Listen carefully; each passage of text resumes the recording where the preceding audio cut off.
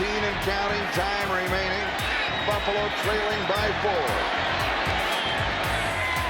Right to throw. End zone. Touchdown. Only 50% this season from between 30 and 40, as you saw. It is right down the middle.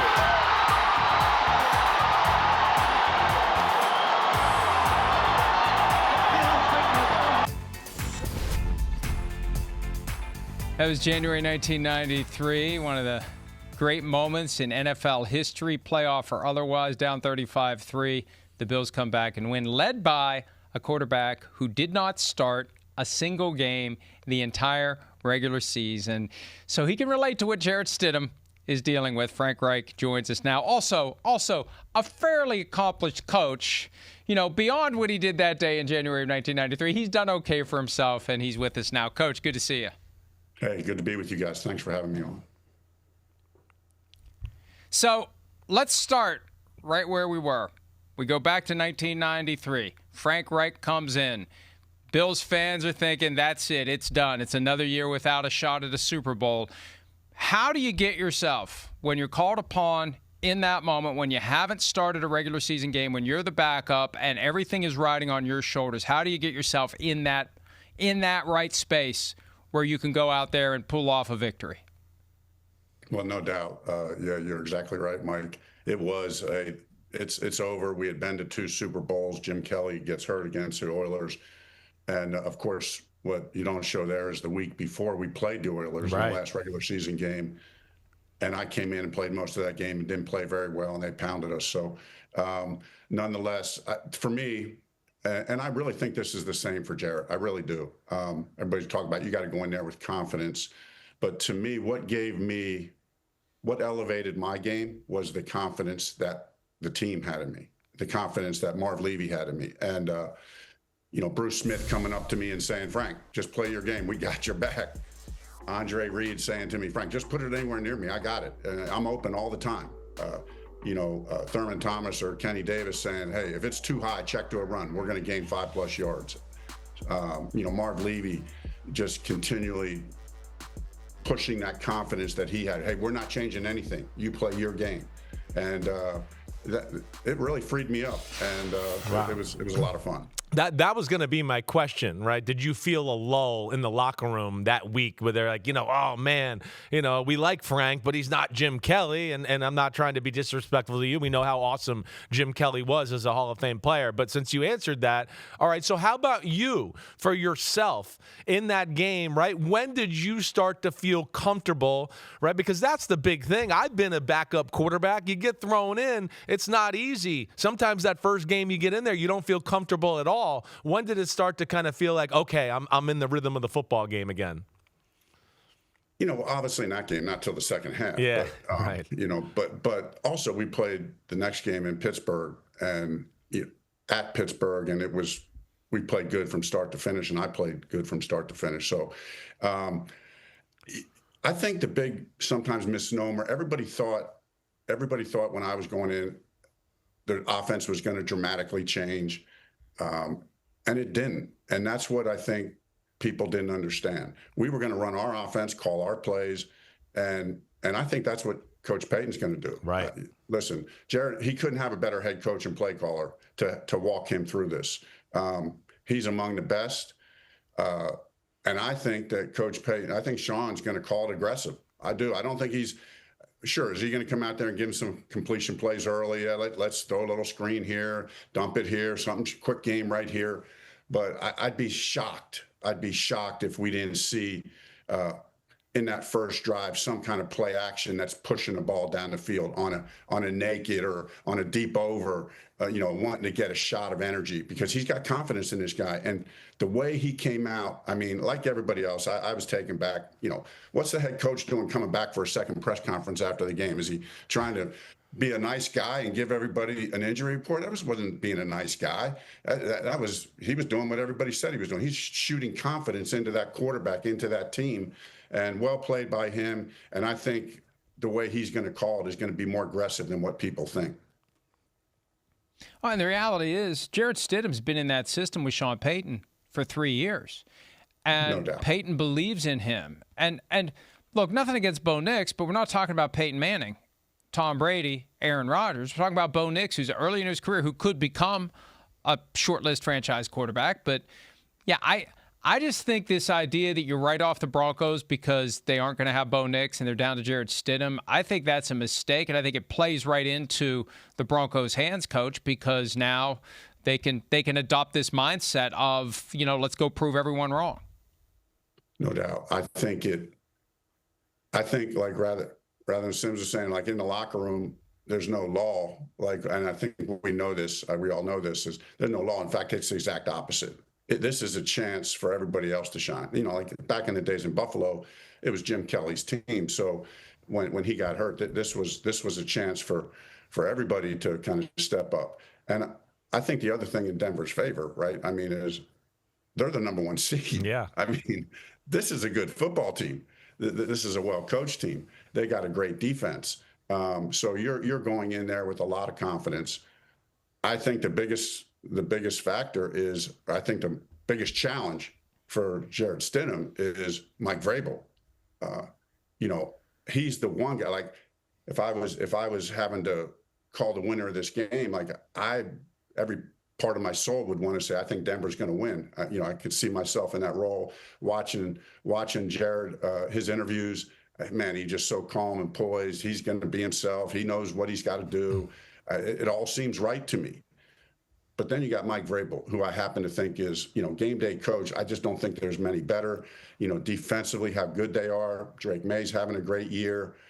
So I do think it is going to be a challenge. And I think Mike Vrabel is the big X factor in the game, and the biggest challenge that they're going to face. Talk about just the week of practice leading up to it, right? Because you had 2 different scenarios that year, and I'm interested, it's like almost a 2-part question, and which one was harder, but I do want to hear what practice did for you in that week leading up to Houston. But you played against Houston, you played against Pittsburgh, then you didn't play in the AFC Championship game, and then Kelly got hurt in the early second quarter, right, of the Super Bowl, and you got thrown in there again. So 1, which situation was harder, the Houston game or the Super Bowl?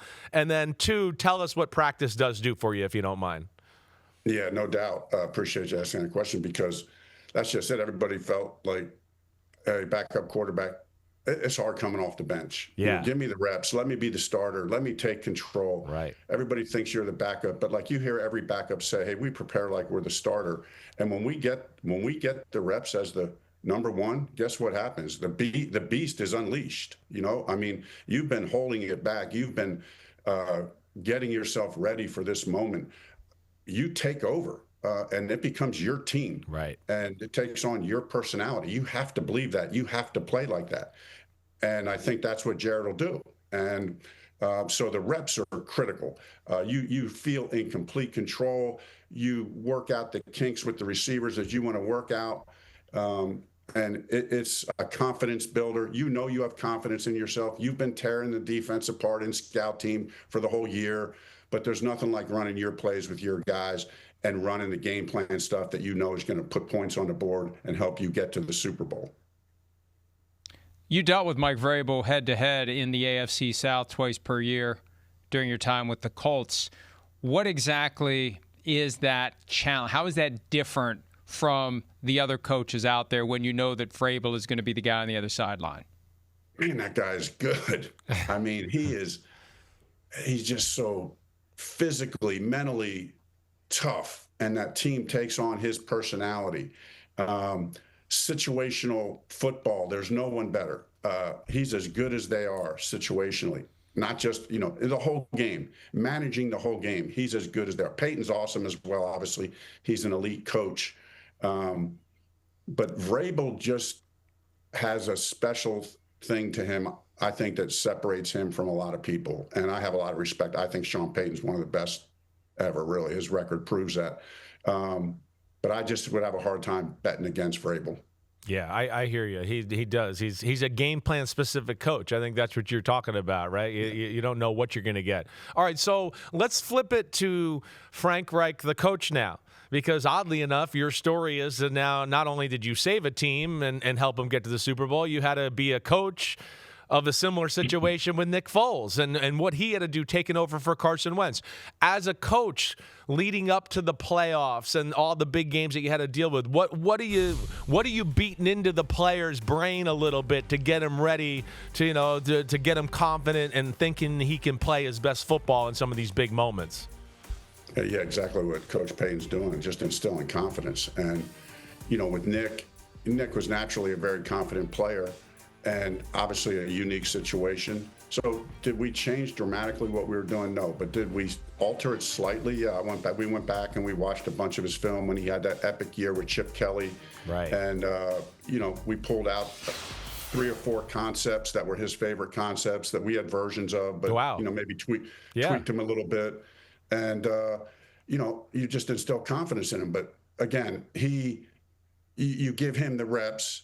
But here was the key. We called it aggressively from start to finish. We didn't hold back. He was our guy, and we let him rip. We let it rip with Nick. Right. So I want to fast forward to today. You're a senior advisor with Stanford. You had coaching stints with the Colts and the Panthers, and I could spend a lot of time talking about how you just were dealt a bad hand 50 different ways, starting with the sudden retirement of Andrew Luck in 2019. Is this it, though? Because you're 64. Curt Cignetti's 64. So, I mean, are you done? Or if somebody calls, are you going to listen? Hey, I'm proud of what we did, and I appreciate you saying that. I'm proud of what we did in Indy. I'd say we had, made the playoffs 2 out of my first 4 years. That was a good roster. It was a good team. New quarterback every year. So I do think we did some good things. Last year at Stanford was an incredible experience. And, I'm good. I'm considering maybe some kind of consultant role or something like that. But at the same time, last year I thought I was going to be done. It's not that I wouldn't, I'd always consider anything. But right now I'm good with where I'm at and feel comfortable moving forward in this role with Stanford. But we'll see what else comes up. Well, you're the youngest. Well, the Bills are looking. I mean, the Bills are looking. That's all I'm saying. You're the they youngest got an opening looking, if you haven't heard. 64 gray salty dog guy I've ever seen. Just so you know, and I mean that as a compliment to my buddy there. Definitely. No, I appreciate that. No, I think my take on those stories, those kind of storybook endings very, very rarely happen. Obviously, I love Buffalo. I'm a huge fan. I'm not pushing myself for that. I really am not. I think they're going in a direction that they want to go. I'm a huge fan. I want to say I think Josh Allen is the MVP. I think he's incredible. I think he's an incredible leader. Right. Just fast. I just want to see him get over the hump. Yeah. I just want to see him get over the hump like everybody else there. I hear you. I mean, broader picture NFL conversation. I mean, we know it's a what have you done for me lately type of league, and you experience that. But are you a little shocked about just how just easily guys are fired and we move on right now in the 2025 football league? I mean, 10 openings at one point this year. I mean, I know I am. I haven't been around the league as long as you, but I'm still like, wow. I mean, we're getting rid of coaches like it's nothing now this day and age. I'm surprised by it. No, I'm not surprised by it, but I don't think it's right. However, that being said, I look at the Buffalo situation. What Sean McDermott has done there. I'm friends with Sean. I think he's a great football coach. I think if I'm an owner of a team, I am running to hire Sean McDermott. The record that he's put forth. When you look back at that what he did there. Look at the 21, 22, 23 season. Their defense is allowing 17 points, 16 points, 18 points a game. To me, that's when he was in his prime. That's when he was really diving in and calling the defense. So if I'm an owner and I got a good quarterback and I want somebody to come in and just take over this defense and give us something, give us an elite defense, that's what he did there. Now, in recent years, in 24 and 25, it's been good. The defense has been good, but nothing great. Right. For 3 years, it was great. And that's where you look back and you say, man, you needed to get one of those Super Bowls in one of those 3 years. Because offensively, if you look from 2020, they're scoring the points, right? Their top 5 points scored, 31, 28, 28, 26, 30, 28. I mean, they're rolling off the points. Right. To me, the formula if I'm, like, I didn't watch the whole press conference with Mr. Pagula. I only watched a little bit of it. I would probably respectfully disagree with, do I think it's a good roster? Yeah, it's a solid roster. But to me, the championship formula, if you got Josh Allen, you need to get that defense back in top 5 form. Denver, look at the teams this year. Denver, right. 18 points a game. New England, 18 points a game. Right. Seattle, 17 points a game. The Rams, 20 points a game, right? The Eagles in 2024, 17 points a game. The Chiefs in 2023, 17 points a game. That's the formula to me. Good defense and a great quarterback. Right. Get it down into under 20 points a game, and you're going to win a championship. Okay, the 2 moments that I most associate you with during your career, one as a coach, one as a player, 41-38, the playoff win over the Oilers, 38-35, coordinating the offense to put up 38 points on Bill Belichick's New England Patriots in the Super Bowl win in Minneapolis 8 years ago. Which one stands out more for you? Oh, boy. I think the coaching one, just being part of a championship season, winning the Super Bowl, that was such a cool moment. Dreaming about that your whole life, to experience it was beyond anything you can imagine.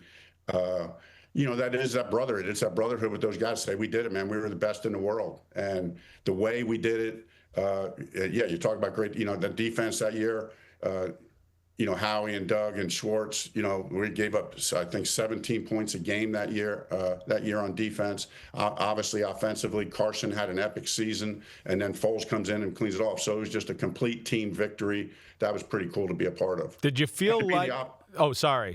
Go ahead. No, and to be the offensive coordinator behind it, work with that staff, with that offensive staff and those offensive players on that team was I'll never forget. It was incredible. Yeah, it was incredible. We were doing the game, NBC. It was one of the best Super Bowls ever. It was. The old Philly came out and all of it. But so many times in those scenarios, we hear coaches talk about, like, the quarterback or the player that week. Like, he was on his game, right? He had a week of practice that was wow. Did you feel in the lead up to the game that, like, Nick Foles was on it and that he might have a big day on Super Bowl Sunday? Oh, yeah. You did? Oh, yeah. Yeah. Like, the confidence that you feel out of Denver right now with Sean Payton, there was no doubt in my mind. Right. Yeah, it's football. You never know. And you always feel confident. Yeah. But there was no doubt. We felt confident. We know we're going up against a great coach and a great defense in Belichick and the whole crew. But we really felt good about the game plan we had put together. And more than that, we just felt, the preparation by the players was second to none. And we were hot, man. Look at the NFC Championship game against Minnesota. That was one of the best that Minnesota defense. Yeah. Number 1 third down defense in the league, had given up like 20-some% in third down. And we went in there and converted like 70% on third down. Foles was just unreal. He could do no wrong. And there was no way anybody was going to stop it. You hear that, Mike? The Vikings, you couldn't stop anything. Oh, your damn Vikings losing in a big spot again. Coach, on that note, before he and I start exchanging profanities, we'll let you get out of this one. Thanks so much. Great insights. We appreciate it. Congratulations on all your success, and we hope to talk to you again down the road. Hey, thanks, guys. Thanks, Coach. You the man. See you, buddy. Hi, it's Mike Florio. Thanks for watching PFT on YouTube. Hit subscribe for the latest news and analysis from Pro Football Talk.